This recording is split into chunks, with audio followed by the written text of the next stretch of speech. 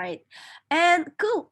So hello everyone. Good evening for those of you who are based in Japan. My name is Sasha. I'm in charge of events and partnerships at Wagon in Tokyo. I'm super happy to welcome you all to our today's workshop, how to build a survey form with Django. And today's workshop is delivered by Kamal Mustafa, the CTO of the local apps. So as a lot of you probably read the event description, you have a quite intense agenda. You have a lot of things to accomplish today.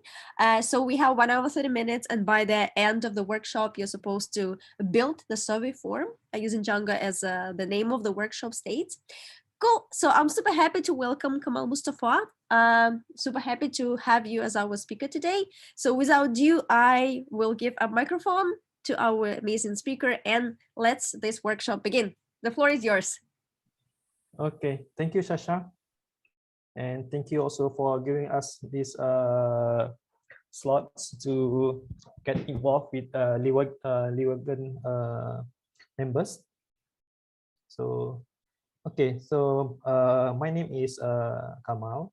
You can just call me Kamal from Local Labs. So yeah, so and today we are going to build a simple Django website.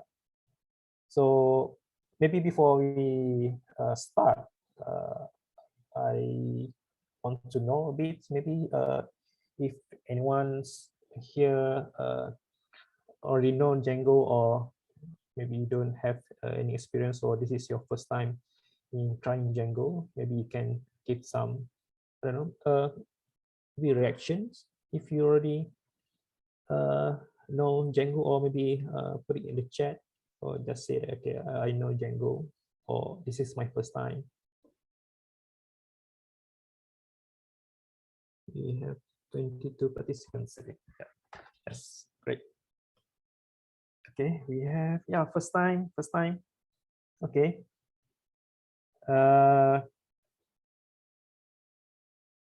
Okay. But I guess you probably have experience from other platforms already, right? Maybe from PHP, or maybe Ruby on Rails, maybe, right? So I would like to maybe add on that we have I see some data science students here in the chat, so they have experience using Python, but more for data science, and for web development students, the Ruby on Rails. Okay, great. So there will be not much difference in terms of the concept, and then Rails and Django also actually born around the same time, so there's not much difference. Okay, I guess can start. So what we are going to build today, we already break it up into 7 steps, and all these steps we prepare it in a way that you can just copy and paste, so you don't have to type one by one the code, because that will take much time. So for every step, we'll just copy the code and paste it into the editor. When we go to the next step, you can just delete everything and then you paste the new code again in the editor. So you don't have to actually try to write by one. And then once we've done that, then we can revisit any part of the code that you think that need more explanation. So that's how we will go through the workshop today. Okay, so before we get into building the app, I think it's good to see first what's going to be the end result of what we are going to build today. So I think having seen the end result is give better orientation before we start building. Okay. Just one thing, are you sharing your screen right now? Oh, sorry. I thought. Okay. I just had a wild guess. No worries. Okay, I'm very sorry. Okay. Okay, can you see the screen now? Yeah, and see your Gmail as well. Better close it. Sorry, I picked the wrong screen. Yep, right now I can see. Sorry. I try again. Suppose they.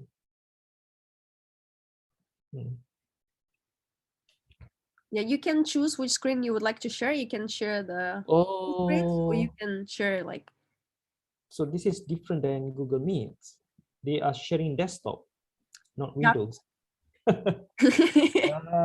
Okay.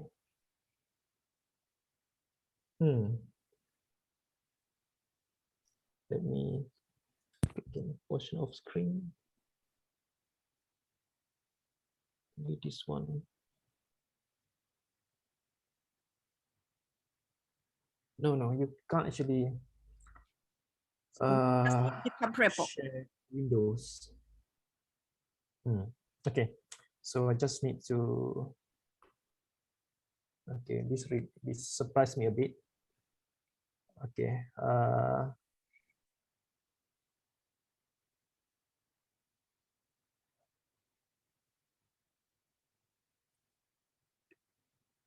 While you're still doing this, I will share one more time the link to the GitHub repo, just in case some people might miss. We have a GitHub repo here available. Okay, you can see the screen, right? Yep, I can see the GitHub repo right now. Okay. So which means that since I can't actually switch alternate between Windows, and sometimes I have to stop screen sharing for a while when I need to switch to other Windows. Oh, so that's hopefully that's fine, right? No worries. Okay. Okay, so this is the content that we prepared, as mentioned just now. So we have 7 steps here, and okay, I will show the end result. So this is the end result of what we are going to build.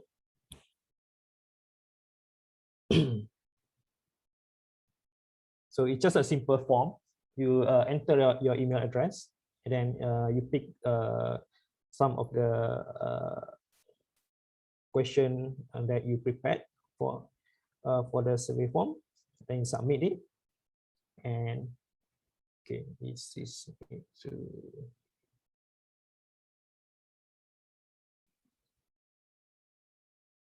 it's not running. Yeah. Okay.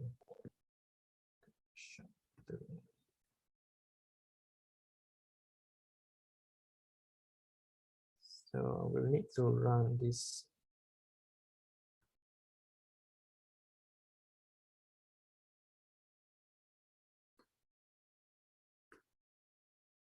Okay, this is basically how you use Rapid. So you have this code, and then when you want to test your what you have written so far, code so far, then you click this. It will run the development server. Okay, take a while. Okay, and then you can actually access to. So Rapid actually also provide this actually built-in browser. Unfortunately, we can't make fully use of this because we can't actually edit this URL here. So it's fixed here. We can't change this, which means that we have to click this to open it on a new tab.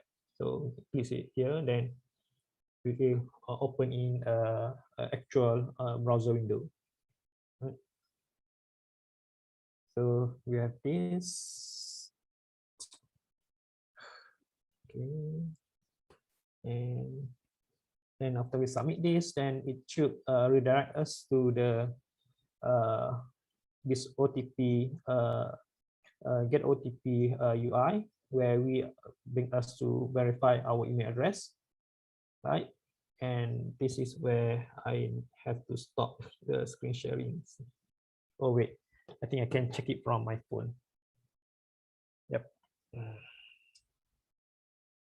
Okay, give me a minute.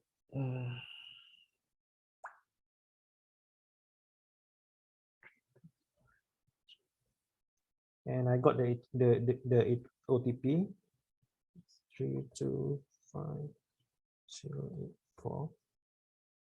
Click this, then I'll be redirected back to the our form. Okay, you can see here this submission saved. I think I'll increase this a bit. Okay. Okay, so this is basically what we're going to build, and because we want to see whether the email has been verified or not, we can check through this Django admin interface. And here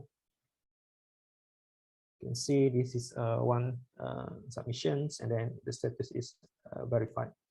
So basically, this is what we want to build today, right? Okay. And okay, so the first thing we want to start is by going to this replit that we have prepared for this workshop. So the URL is in the chat.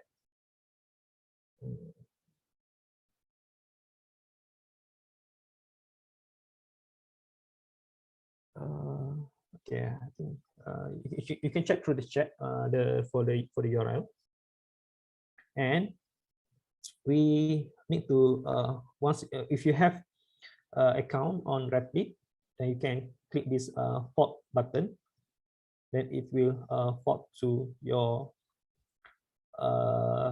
Replit account. So I need to switch to the other account so I can actually show how the fork is working. So this is my other Replit account, right? And then go to the Replit project that we have built for this workshop. You can see here, and so it's a little bit different. So you can click here.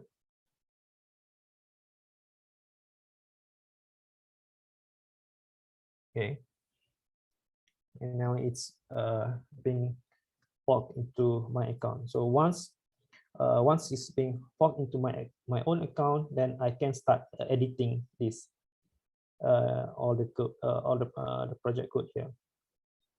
Okay, so a brief introduction on Replit in case you haven't used it before. So we use this for this workshop because this is the easiest to get up and running.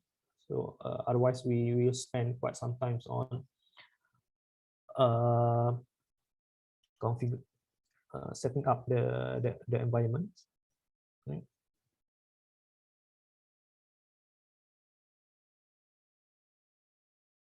Okay. Okay. On this left pane, we'll see the list of files that we have in our project. So this project website, we have prepared the basic structure for this Django project. It will be a little bit different than the structure that you will see on Django official documentation. The reason we are using this structure is we think that this is much easier to understand. If you use the official structure from Django project, you will see there is the concept of project and app, and which you need to understand what is project and what is app. So we decided not to use that one, and here there is no need to understand what is project, what is app. So everything is just in a single project. Okay, so and this is the basic files for this initial Django project, and we can actually click this run to see whether it's working or not. Right. It might take a while if you are running this for the first time, because it will also install all the project dependencies. Like as you can see here, it's installing Django and then other modules that depended by this project.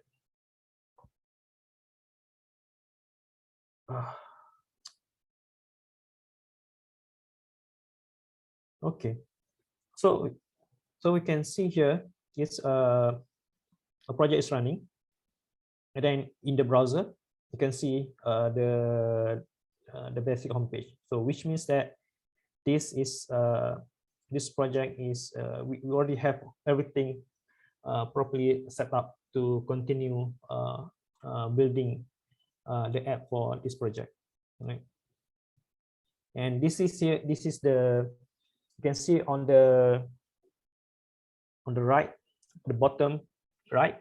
This is where this is the Django development server is running. It's being controlled by this file called .replit, and here we specify what's actually the command to run the development server. You can stop this. So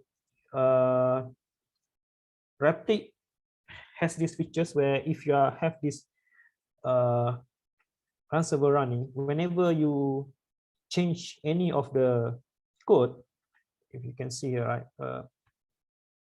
can change here, you can see that it's automatically restart the development server. So sometimes this will be annoying if you are writing some codes and then you are not actually ready yet to test that.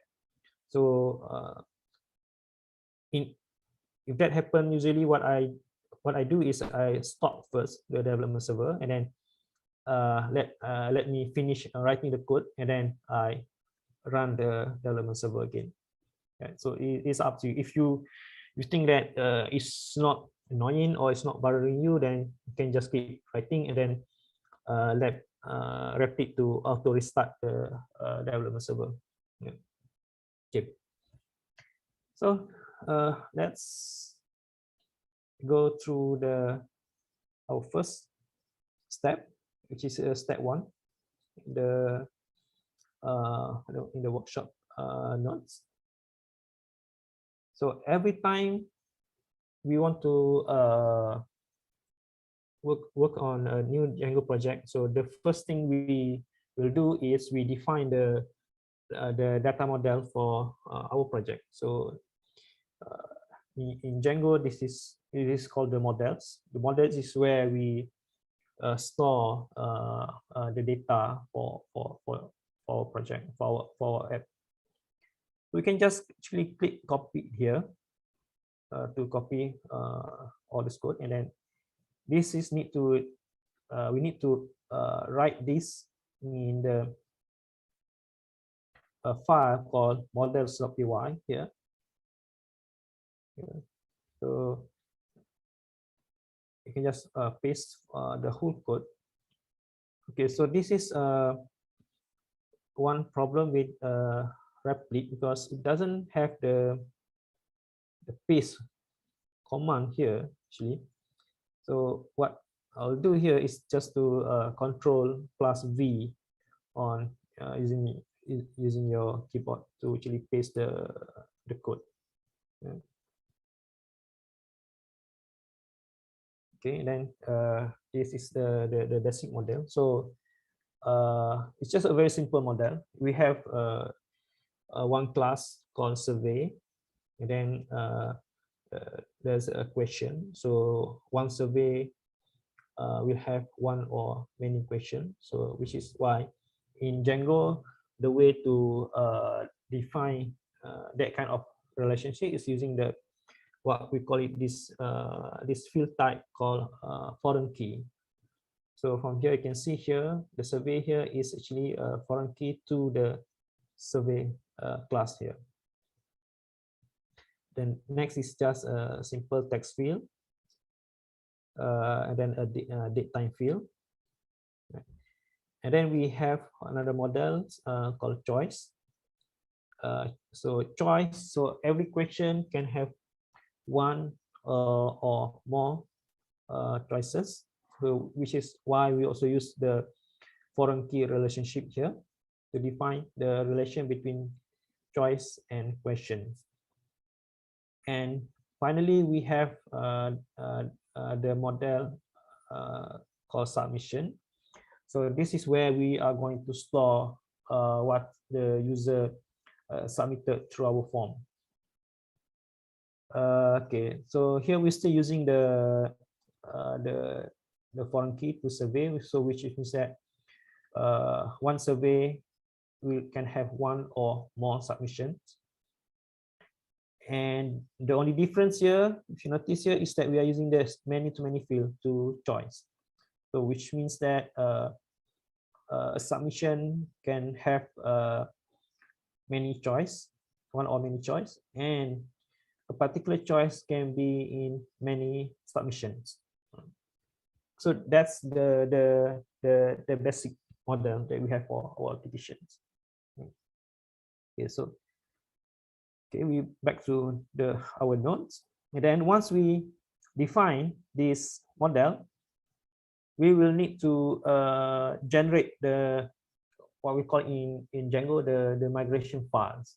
The migration file will have generated Python code that will actually build this model definition as a table in the database.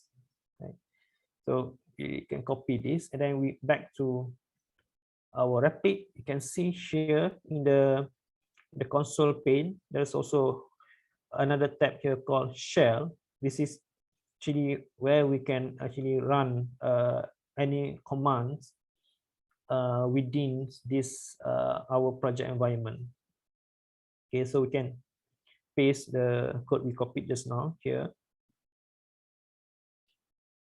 and then this is it generate the migration file, and you can see that it's being generated here under migration folder, and this is the file. So it's quite lengthy actually, and we are not going to look into this for now, right? Okay, so and back to our nodes. So after this, we need also the step one run P is to actually run the migration. So when we run this migration, then it will create the database table for our models. So again, in this shell pane, we paste the code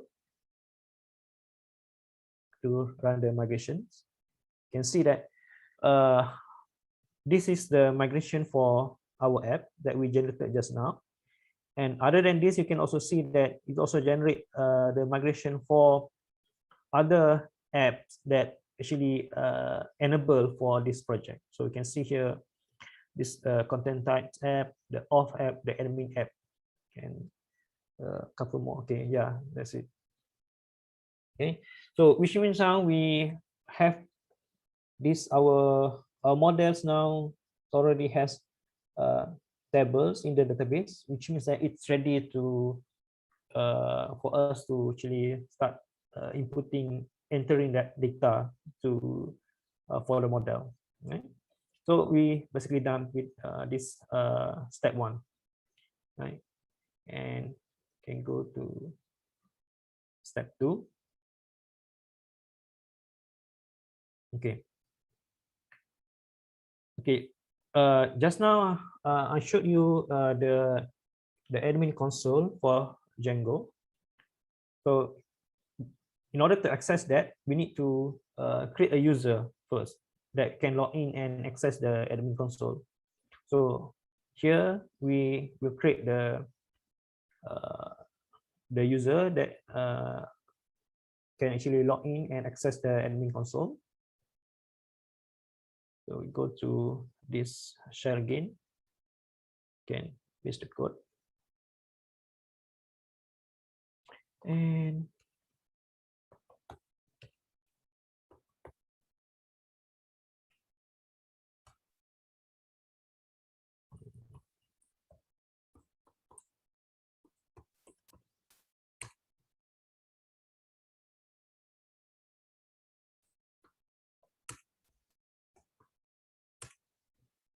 Okay, just continue now.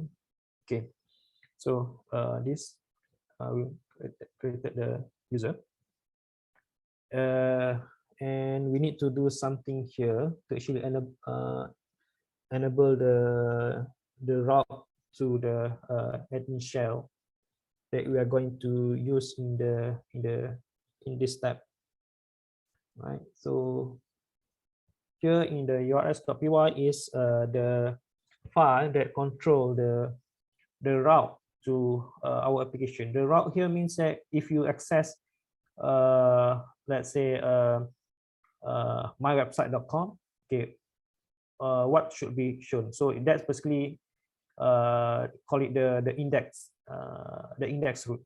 So basically we'll call this function. And if user access mywebsite.com/admin, then this is actually what the action that actually we handle that. So this is meant by routing in Django. Okay, so what we want to have here is here this one, the path to what we call it the admin shell.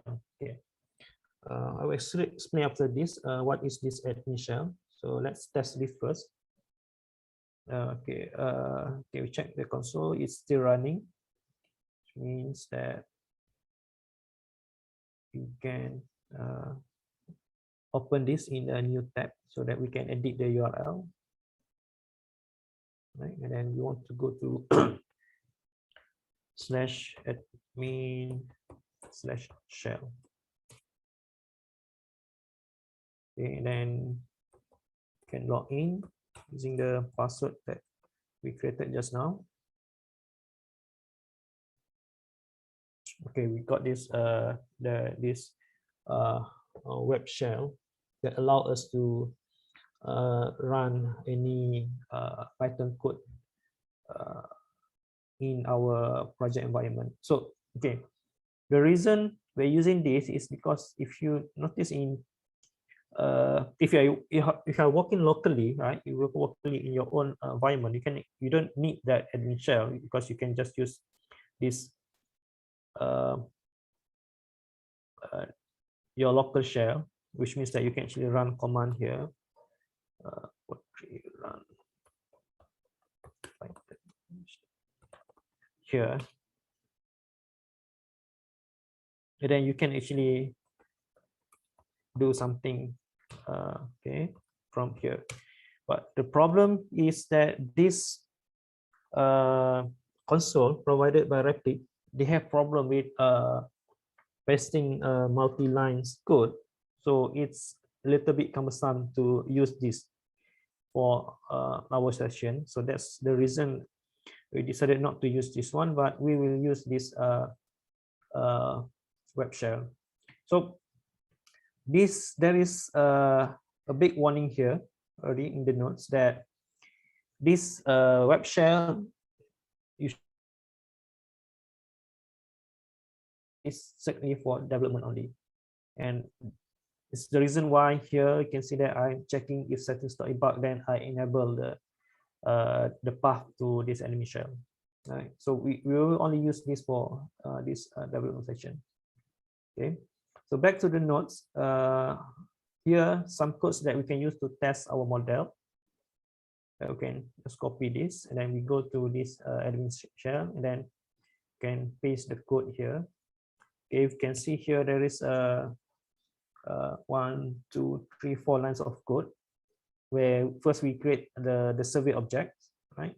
And then we add one question to the survey object. So this is a typical flow when you are building Django website. Whenever you create your models, you can quickly test the models in the shell to see whether the relation is correct or you are defining correct field or not. So you can test all the models here even before you start writing the actual code. So we can run this from here. Click this button. okay, you see that there's an error. Okay, anyone notice what's really the problem here?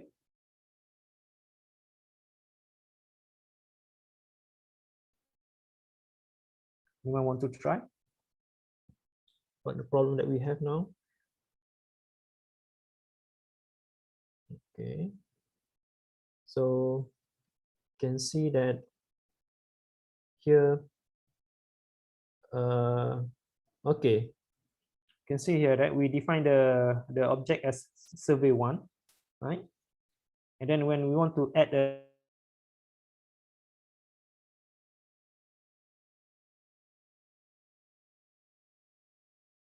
okay, no, create a submission, we are referring it to this one, which is the variable basically is does not exist, right? So we need to fix that. You can share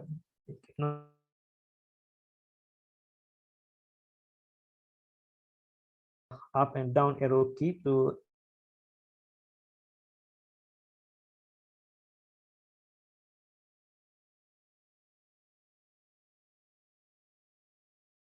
survey1.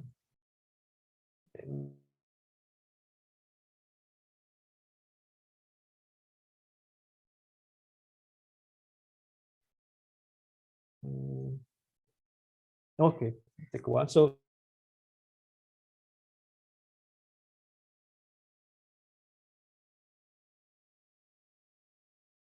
we created one question objects, and then we created one submission object. So this is how we manipulate or interact with the models using the shell.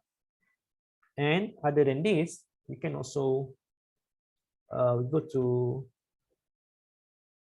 okay we can do show some more for the for example we can query the models and to get the data out. So this, and then it will okay, we can list out the data that we have in the models, right?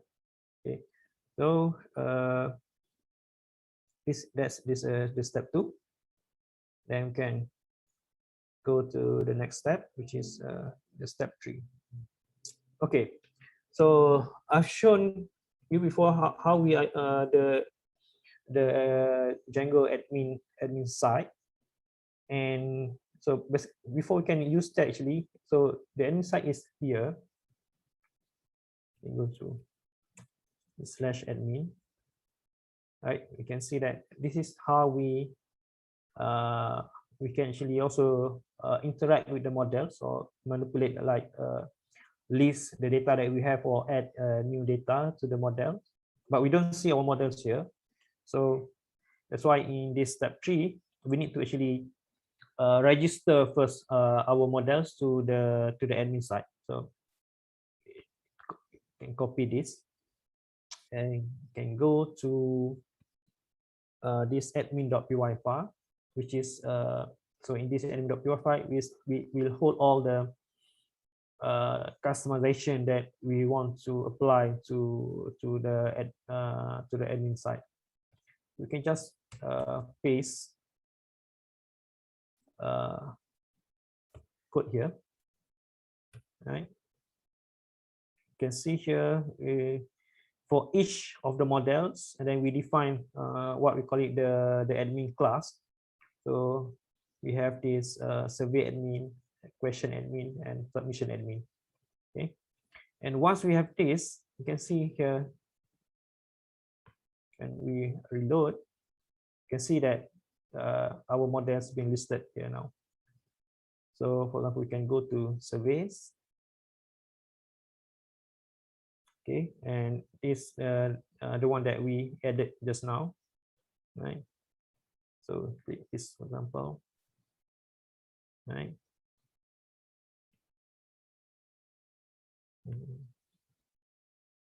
Okay.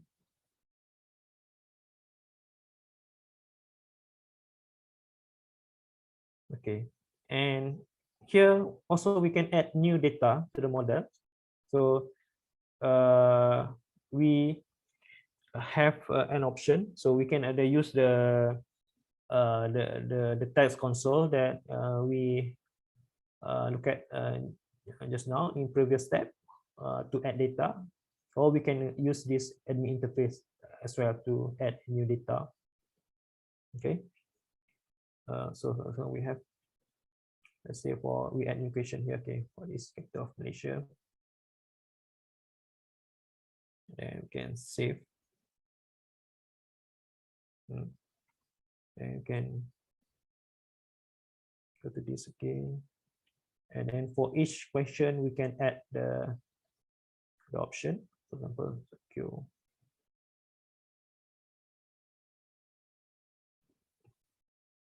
and save this, and for this one,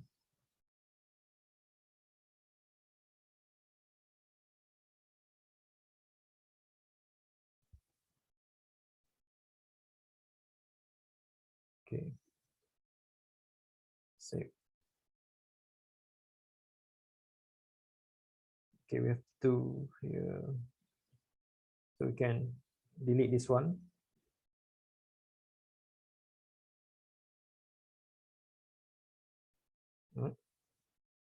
And that's it. So this is the admin interface that we can do. We can list out data and also add new data. So it's quite helpful actually during development, because it's allow you to see the relationship between each model, and also maybe you can use this also to quickly add some test data that will be useful for in the later step. Okay, so this is step 3, which is to define the admin interface. Then we can go to the step 4.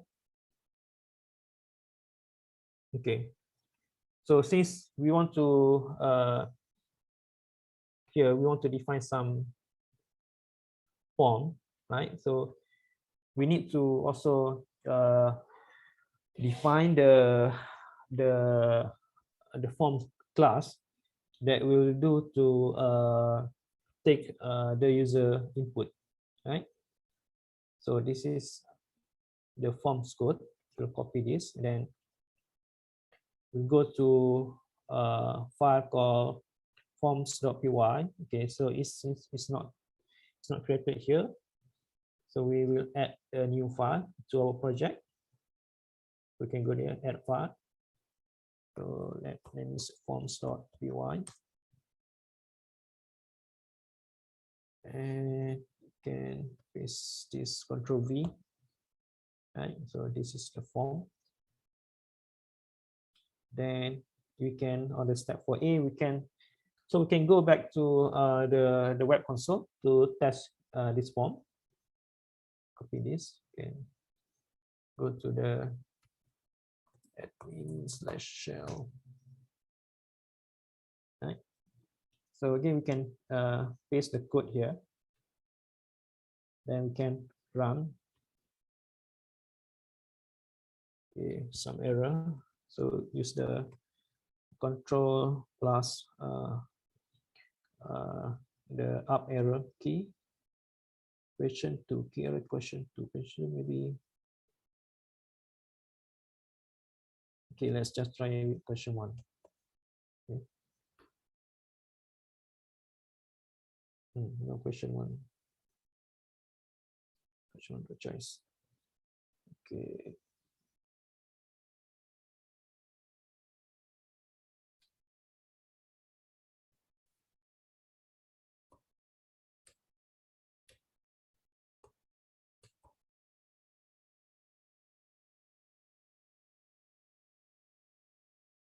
Oops.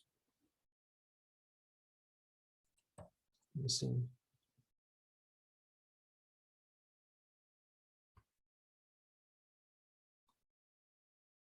You can also see all the fields if you want. See what's available.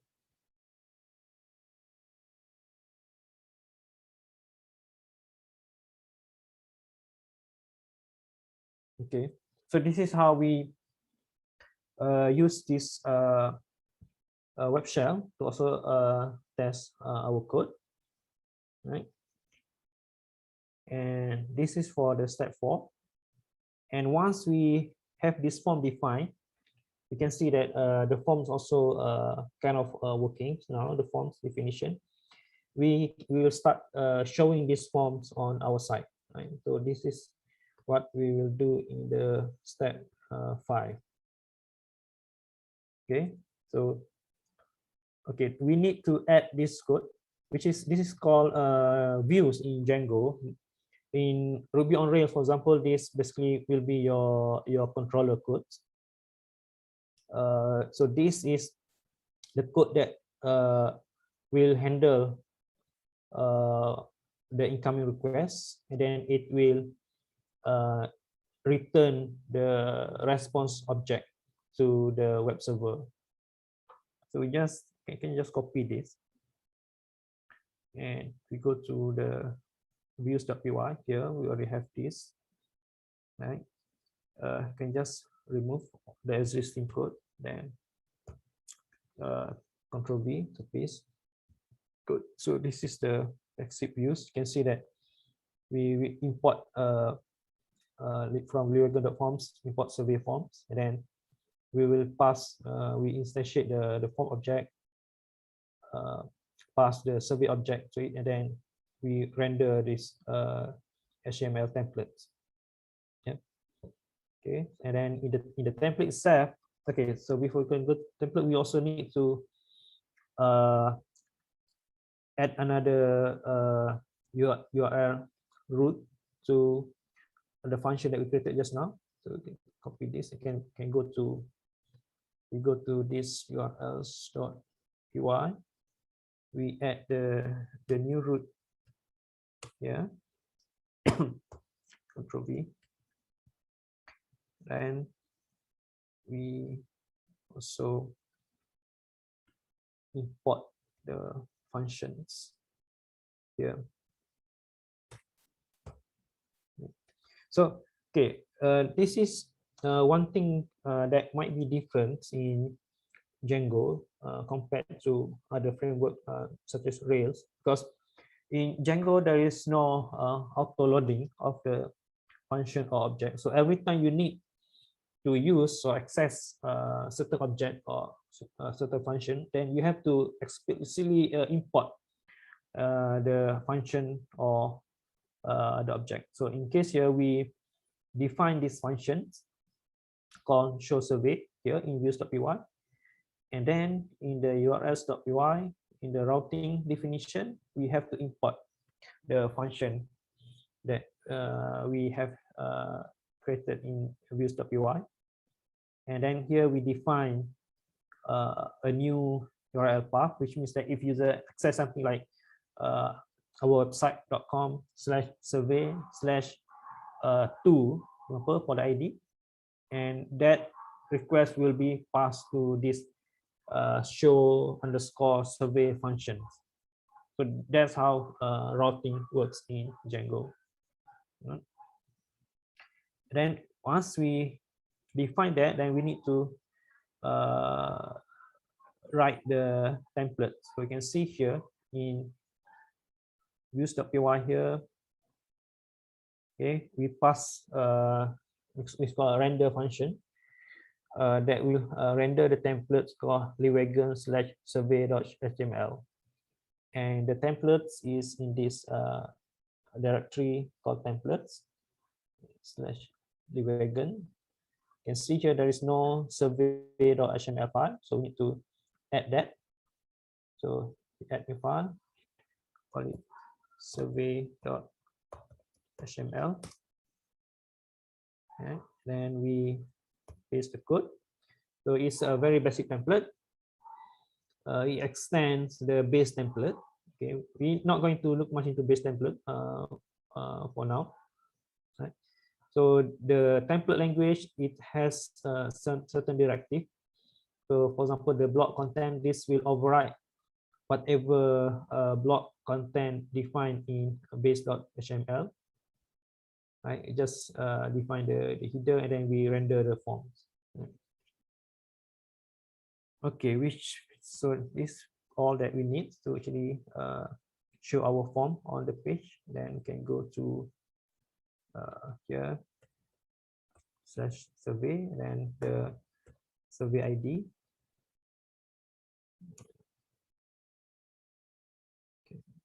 Okay, so we can see the survey and then the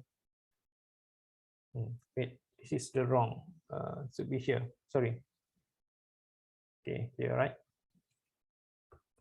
So I think let me close this one, the one that already, this one already. Okay, yep. Okay, survey/1. Okay, maybe the second one /2. Okay, this is the correct one that we created in the admin console.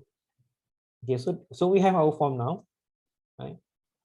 Okay, but you can see that there is no way to actually submit the form yet. So which is what we are going to do in the step 6. So in step 6 is where we going to process the data submitted through the forms. So you can see here there is our code be a bit much a little bit longer now because we also add the logic to actually validate the form data, right, and save the data, right. And here we also will have add the logic to actually save the data, the form. Okay, we'll do this first. So we add this new views code. So we go back to our views.py. Right. So same as before, we delete everything. Right. Then just paste the new code. And this is for the views. Okay, and then the template should be updated also as well. So basically, the difference is just that we add this. Okay. So the difference. So the difference just we added this the action, the form action, right? So basically submitted to the views, to the views function, right? And then we also add this submit button. Okay. And finally, we also need to add the logic to the form itself that will actually process the user's submitted data. Copy this and we go to the forms.py and we can remove this one.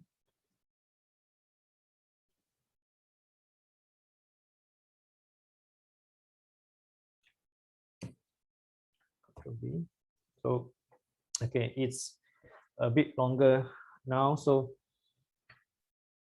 you might notice that the forms and the models look similar, which is correct. The difference is that these forms is just to validate the data. So we define what kind of type of data we want to accept. For example, here we want the email type data, and here it's just a text within certain choices. Okay, and this is a bit tricky because our forms, because the way that we model our forms is that, for example, each question they have one or more choices, right? Which means that we can't hard code the field for the question and then choices here. So that's why we have to do some to add the form field dynamically. So for example, in here, we look through the question in the survey, and then for each question, we create a new field for the choices. So this is how we build the forms dynamically in Django. And then this save function, we just create a new submission object to then save what's actually the user input through the form.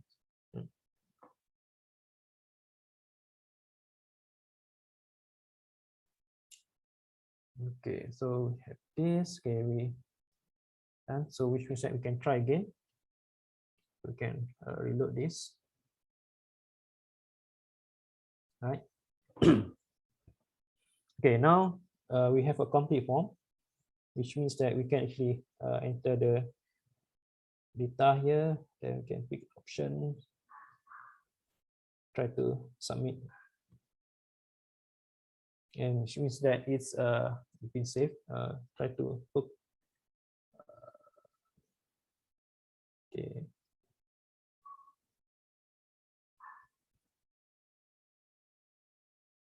Right, save. Then we can try to check through the admin whether we have the data or not.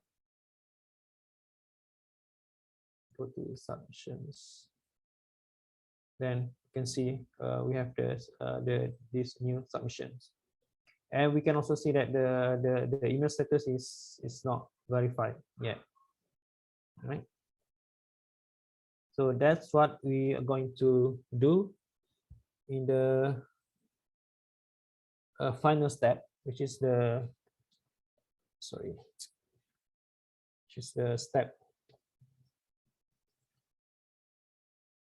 6, the step 7.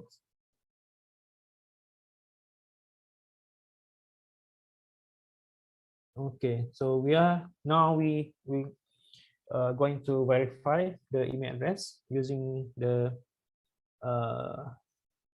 get OTP API. So we can see our views function has grow a bit longer now. We have this two new function added now. Okay, let's copy this first. Go to views.py. Okay, can remove save.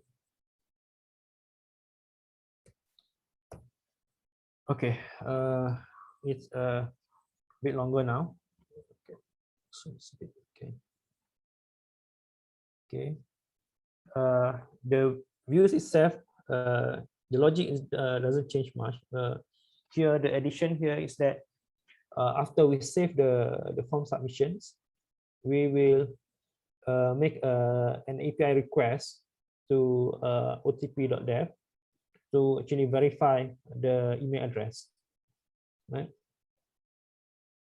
So, and then this is the function where we make the API request, and step 7a. So we also need to add.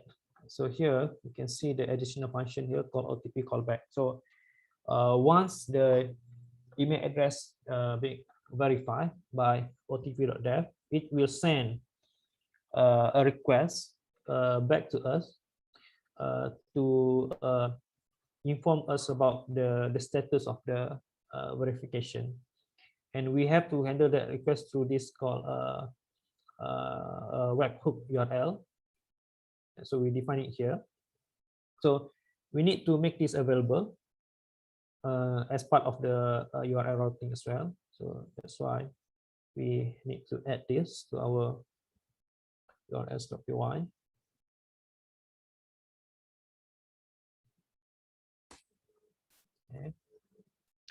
Okay, notice one thing. So I put some random number here, so to make sure that this URL is cannot be accessed by anyone that just randomly guessing this URL path. So in practice, in the real application, this should be put. You should use much longer random characters here, or better use the like something like basic HTTP basic authentication to secure your webhook endpoint. But for now, we just use random characters like this one. Okay, and then okay, the final step. Okay, this is a bit tricky because in order to access the OTP.dev API, we need the API keys first. So fortunately, Rapid provide a proper way for us to store the API keys or anything data that considered as sensitive data, right? So they have what they call it here, this secret or environment variables function here. So we can go here, right? So we can define this here, and then it will be available as environment variables in our project. Okay, so we need. Okay, so we go to the views.py first. Okay, notice that. So we need this value. Okay, sorry, settings.py. I need to add this to settings.py first. Okay, so we copy this. Okay, settings.py. Paste it here. Okay, so we need this value, right?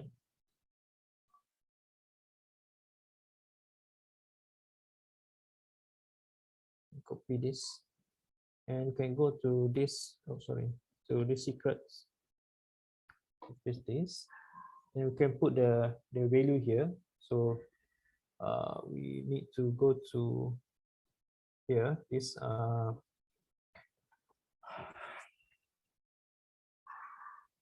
okay, the API keys for OTP.dev, and we will copy this API keys, and you can put the value here, save, and then also for the API token here, copy this one,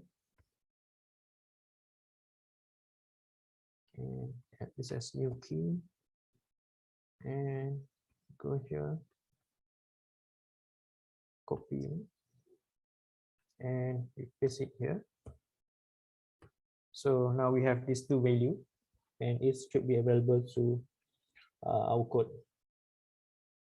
And can go back to our file. This is views.py. Now we have the API keys, and okay, we have the API keys. Should be able to test now, right? Okay, we group this one. Okay, got one error here. CSF that it's not defined. So as I mentioned before, in Django, every time we want to use something, a function, that we have to import it. So csrf underscore exam here. So we are using this in here, right?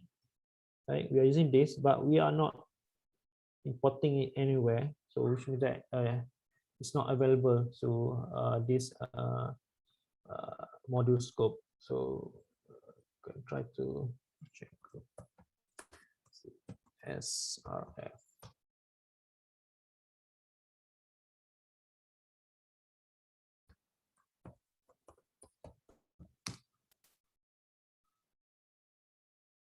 Yeah.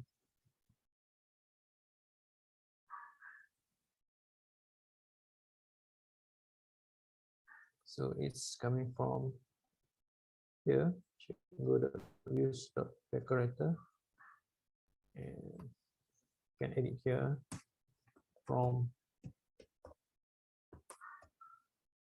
import csrf accept. can try again.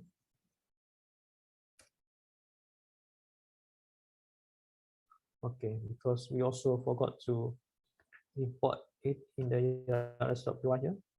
So we need to add this.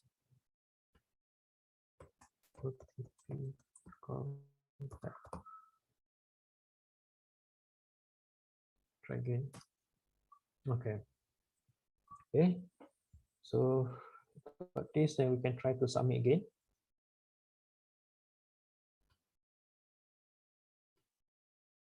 Submit. Okay, got another error.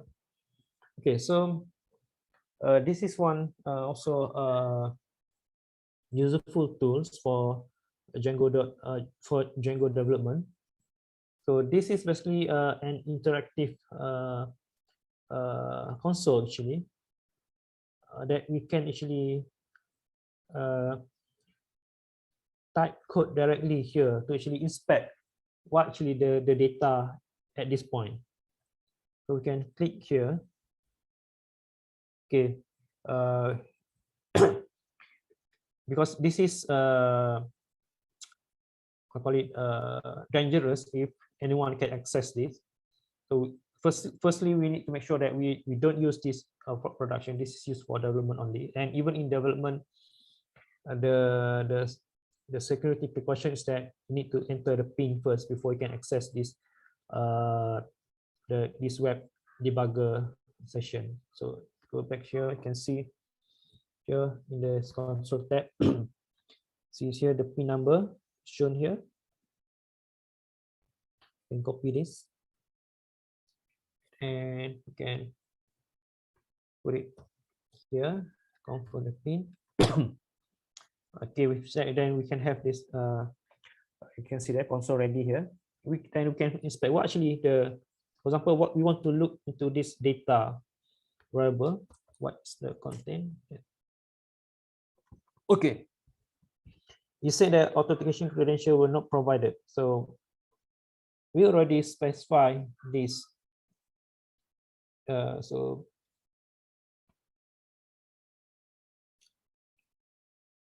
okay, we need to access it here, right? And we already specified it in settings.py here. And it's getting this from the environment variable, right? Which we added here. So should already be there, right? Okay.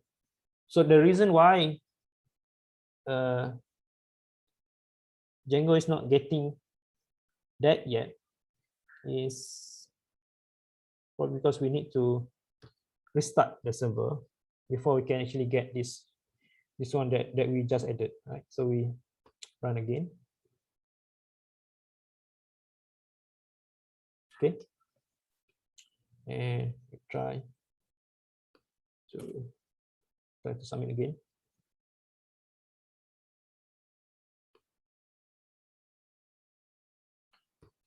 Submit.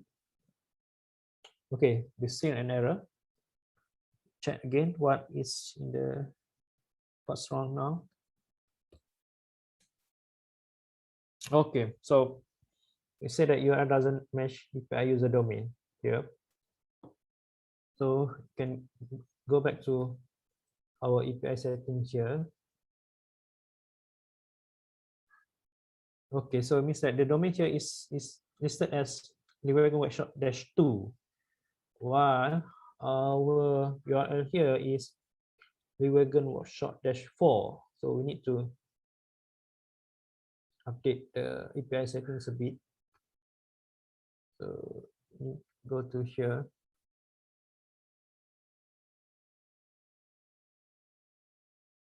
Sorry. It is.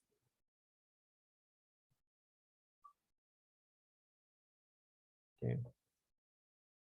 Need to change this. And submit. Okay. Okay, you can see here that you can actually inspect the data in each of the step of the function call. So here actually adds You can see here it is at line, maybe I can increase a bit. Okay, so here we can inspect what actually the data at line 54 in views.py. We can also go to line 29 to see what is the data here. So we can see, for example, we can check data email. Okay, that is correct. And what is the OTP redirect? Okay, that should be correct. And we can also click here if you want to see the source code around this. Right, you can.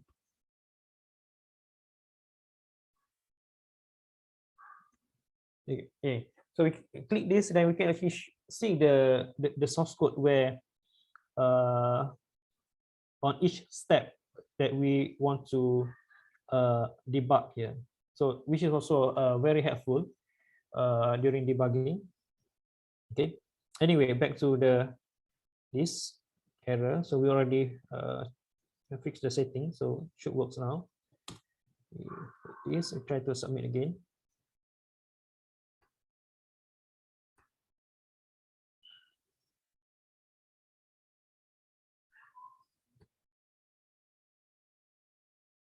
Okay. Now you can see that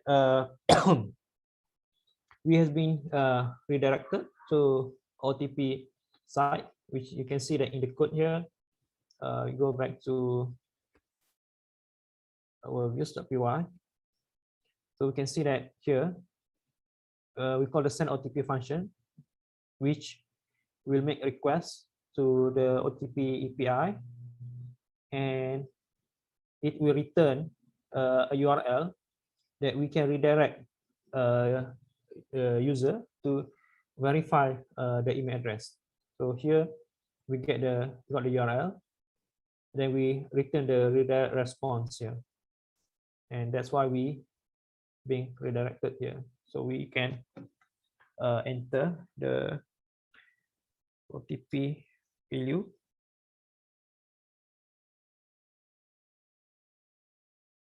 and so I got it as 837448.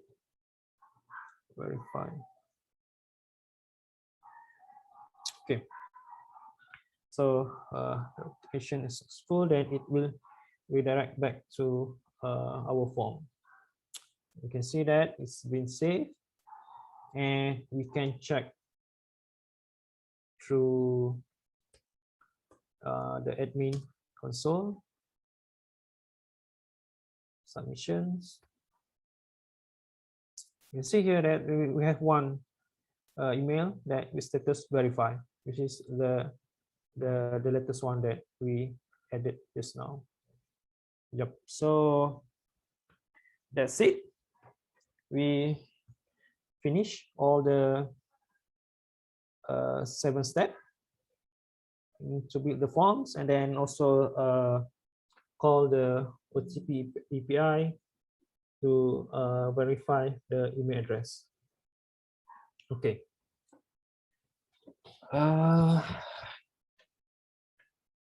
So that's all. And in case anyone want to get more explanation on each part of the code, then can ask either through the chat, or can actually just ask directly.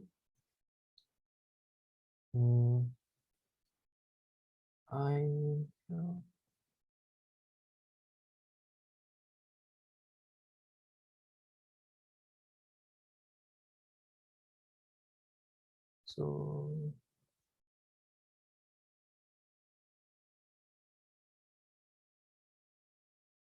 okay, this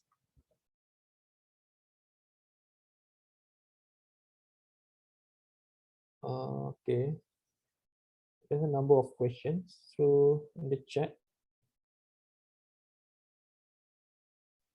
Well, thank you so much, Kamal. Thank you so much for the workshop. Yeah, right now it's time for questions. So I encourage people, if they have any question about today's workshop content, feel free to ask them in the chat. Meanwhile, maybe Kamal, you actually skipped this part a bit in the beginning. Maybe you could introduce yourself a bit. I mean, about yourself, what you're doing about the local labs, what you guys are doing about your projects as well. It's like kind of, you went straight into the workshop, so we're really cool to know about you. Maybe if there is a way to, get connected to you, maybe some people would like to, know you more, like maybe follow you up, maybe follow the local apps updates. Okay. Sorry for that. Maybe I forgot for the introduction. So, my name is Kamal Mustafa from Local Labs, and so at Local Labs we are fully remote development team, and right now we are working in this services called OTP, which is used to implement the one-time one-time password verification through either SMS, phone calls, or emails. Okay. And we are mostly working with our tech stack is mostly in Python and Django. Right, that's our preferred choices, platform of choice. And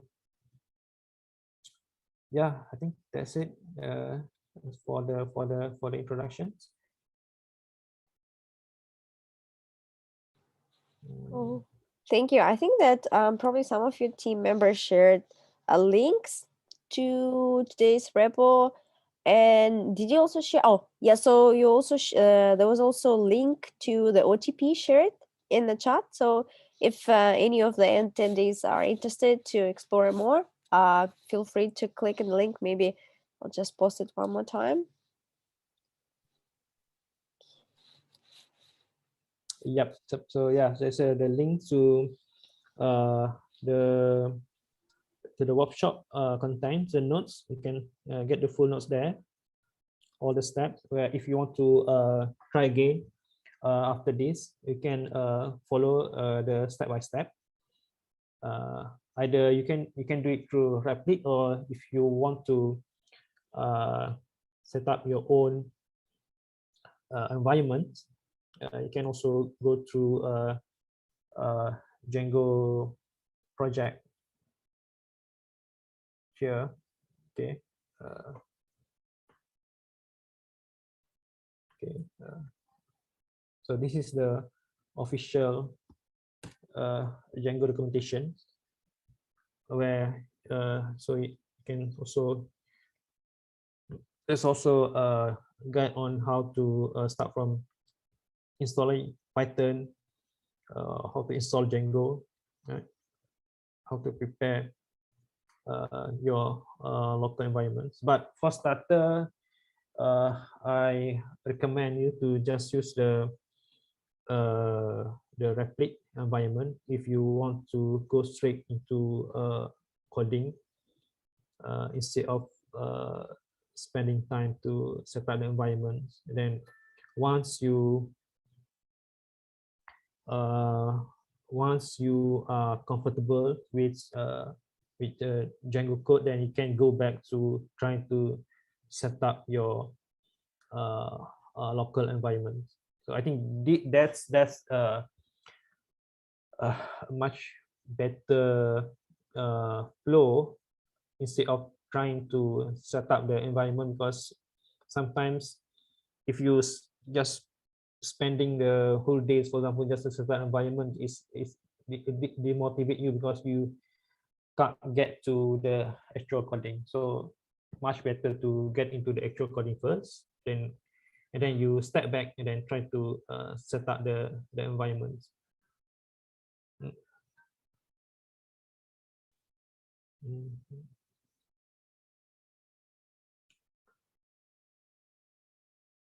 Cool. Thank you. So I'm also interested, the people who attended today's workshop, did you guys manage to finish the project? Like sometimes we have people following up, and sometimes we have people who just like watch and digest maybe afterwards. So I'm wondering, yeah.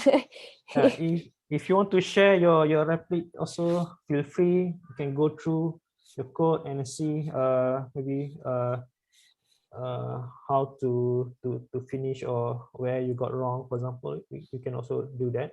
If you want to share your replik.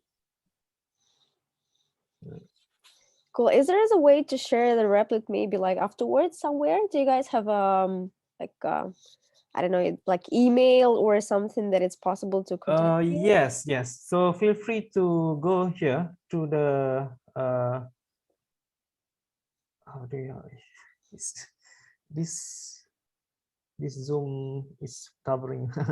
Okay, I need to close this first. Okay, so yeah, feel free to go to this the GitHub repo that we created for the nodes. Just go to the issues here, and then you just submit new issues here. Then you can respond to you through these issues. Yep. Cool. Thank you. So I would also like to add, so if some of you join later or some of you would like to watch this workshop again, feel free to send me a message after that. I would share a link to the recording because I know there are many people that sometimes need to watch it again in order to do it. So it's completely fine. Just let us know, let me know.